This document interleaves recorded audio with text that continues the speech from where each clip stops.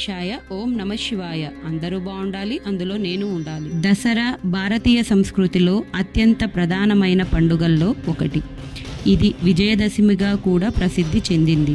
ఈ పండుగ ప్రధానంగా శత్రువులపై విజయాన్ని, ధర్మం మీద గెలుపుని, సత్యం మీద విశ్వాసాన్ని గుర్తు చేస్తుంది. హిందూ పురాణాల ప్రకారం రామచంద్రుడు రావణుని ఓడించి విజయాన్ని సాధించిన రోజు విజయదశమిగా పరిగణించబడింది.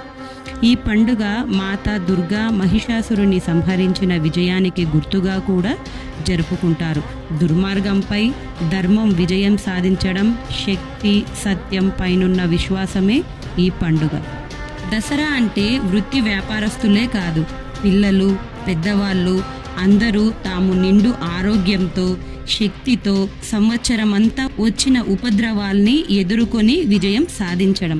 ఈ లోకమంతా జీవకణాలలోని జీవంగా శక్తి పుంజమై ఊర్ధ్వలోకాలు, అధోలోకాలలోని కోట్ల కోట్ల కొలది కదిలేవో కదలనివో అయిన జీవాలలో ఉండి నడిపిస్తున్న పరిపూర్ణ శక్తి స్వరూపం అమ్మలగన్నయమ్మ దుర్గాదేవి. ఆమె 4 చేతులతో నడయాడే రూపం కాదు, ఈ సృష్టి అంతా ఆవరించిన జీవశక్తి స్వరూపం. విపరీతమైన కోరికలు, తనకి అవసరం లేకపోయినా ఇతరులను హింసించి ఏదో తెచ్చుకోవాలనే ఆరాటం, పదవి, ధనంతో వచ్చిన అహం, గర్వం, వీటితో మూర్తీభవించిన జంతు ఆకృతి, మహిషమైన మదం, వీటిని అనగద్రొక్కి మన జీవనం ప్రశాంతంగా, ఆనందదాయంగా చేసుకోవాలని సూచిస్తుంది ఈ దసరా. మనలో చాలా మందికి వ్యాపారం, వృత్తులు, రాజకీయం ఇలా ప్రతి రంగంలో ఉన్న వారికి అధిక ఆరాటం, ఒత్తిడి, అహంకారం, వీటి వల్ల తమ సహజ భావాన్ని కోల్పోయి జంతు తత్వంలోకి నెట్టబడతాం. అప్పుడు మనలో శక్తిని కూడదీసి దైవ ఆరాధనతో తిరిగి వాటిని జయించి మనం మనలాగా అనుకోవటమే దసరా అంటే. మనుషులలో మానసిక శక్తులు 3. మానసిక శక్తులంటే మనలో కలిగే ఆలోచనలు, అనుబంధాలు, ఉద్రేకాలు, ప్రేమలు, విచారం, సంతోషాలు, ఇవన్నీ. తమో గుణాలన్నీ ఈ 3 మన మనోశక్తిని నియంత్రిస్తాయి. ఇవి తెలియకుండా మన శారీరక శక్తులని కూడా రక్షించి వ్యాధులను కలుగజేస్తాయి. చక్కగా ఆలోచిస్తూ దేవికి ఇతరపడకుండా ద్వంద్వాలకి అతీతంగా, అంటే సుఖదుఖాలకి, పొగడ్తలకి, అవమానాలకి అతీతంగా ఉంటూ మేధావి అయి, స్థిరమై, అందరికీ ఆదర్శప్రాయమై ఉండే అది స్థూలంగా సత్వ ప్రవృత్తి. అలాగే మూఢంగా ఉంటూ, మూర్ఖంగా ప్రవర్తిస్తూ, తొందరగా ఆవేశంలో నిర్ణయాలు తీసుకుంటూ ఉంటే అది తామస ప్రవృత్తి. రజసంగా ఉంటూ కోపతాపాలు, గ్రహ అనుగ్రహాలు, మానవమానాలకు లోనవుతూ అనుకున్న దాన్ని సాధించే మొండి పట్టుదలతో ఉంటే అది రాజస ప్రవృత్తి అవుతుంది. కానీ సభ్య సమాజంలో 3 సమానంగా జీవించాలి. మనకి ఏ కారణం చేతనో పై గుణాలలో ఎక్కువ తక్కువలు ఏర్పడి జీవనం సంఘర్షణమయంగా అయినప్పుడు మనలోని శక్తిని ఉపాసించి మేల్కొలిపి మనల్ని బాధించే శక్తులన్నీ ప్రవృత్తిని నాశనం చేసుకొని మనం భోన్మేషంతో జీవించాలని శరన్నవరాత్రులలో చివరిదైన మహిషాసుర మర్దిని గాథ సూచిస్తుంది. రాక్షస ప్రవృత్తి లోకంలోనే కాదు, మనలోనూ ఉండవచ్చు. దాన్ని జయించడం జీవిత గమ్యం. బుద్ధితో ఆలోచించి రూపాన్ని కల్పించి ప్రాణం పోసి నుదుటన గీత రాసి సృష్టించేది బ్రహ్మ.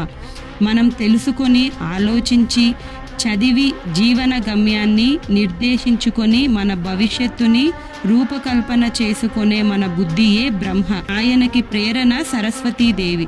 బ్రహ్మకి 4 ముఖాల, బ్రెయిన్ కి 4 గదులు, వాటి అనుసంధానం నాడీ మండలం. మన సంకల్పం, నిర్మాణ స్థితులకు కదలికలు ఆ నాడీ మండలం కారణం. దీనికి అధిష్టాన దేవత సరస్వతీదేవి. ఈ శరన్నవరాత్రులలో మనం సరస్వతి పూజ చేస్తాం. శక్తిని మనం మనం పూజించి మేల్కొల్పుతాం.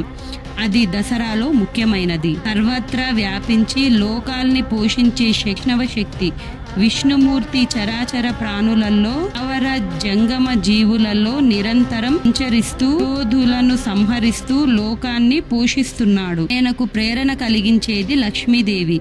అలాగే మన శరీరంలో నిరంతరం ప్రవహిస్తూ పోషక రసాన్ని అందిస్తున్నది రక్తం. ఈ రక్త ప్రసారం ఆగిపోతే శరీరానికి పోషణ ఉండదు. ఆ రక్తంలో తెల్ల కణాలు మనోవ్యాధి కారణ శక్తులతో పోరాడి మనల్ని రక్షణ వలయంలో ఉంచుతున్నాయి. ఆయనకు 4 చేతులు, మన గుండెకు 4 గదులు, వాటికి ప్రేరణల శక్తి అది లక్ష్మీదేవి. ఈ శరన్నవరాత్రులలో మనం మహాలక్ష్మి అలంకరణ చేసి పూజించి మేల్కొల్పుతాం. అంటే మనల్ని మనం పోషించే శక్తి పొందుతున్న యాంత్రికంగా సాగిపోతున్న జీవనయానంలో మనకు తెలియదు కానీ ఈ జీవితానికి ఒక ధ్యేయం ఉన్నది. అది ముక్తి. ముక్తి అంటే ఎక్కడికో వెళ్ళిపోవడం కాదు, సామాన్యంగా కనిపించని ఆ భగవంతుణ్ణి దర్శించి అనుభవించి ఆ ఆనందాన్ని అనుభవించడం. దీనికి సాధన మన శరీరంలో నిరంతరం హంసలా తెలియరాకుండా ఉండే ఓజో శక్తి, సూక్ష్మ పదార్థాల సమిష్టి శక్తి. ఈ ముక్తికారకుడు ఈశ్వరుడు. ఈయన నిరాకారుడు, దిగంబరుడు. ఈ తేజస్సు శరీరం ఉండి రూపం లేనిది, అన్ని దిక్కులలో ఉన్నది. దీనికి ప్రేరణా శక్తి 8 చేతులలో ఉండే ఈ శక్తి. మన వెన్నెముకకి చివరన ముక్కోనపు ఆకృతిలో ఉండే కానెక్స్ అనే ఎముక. దీనికి 8 రంధ్రాలుంటాయి. ఇందులో ముడుచుకొని ఉంటుంది కుండలిని శక్తి. నిరంతరం చేసే ధ్యాన సాధనతో ఈ శక్తి మేల్కొంటుంది. ఉడతలు విప్పుకొని చలన శక్తితో పైకి ప్రయాణం చేస్తుంది.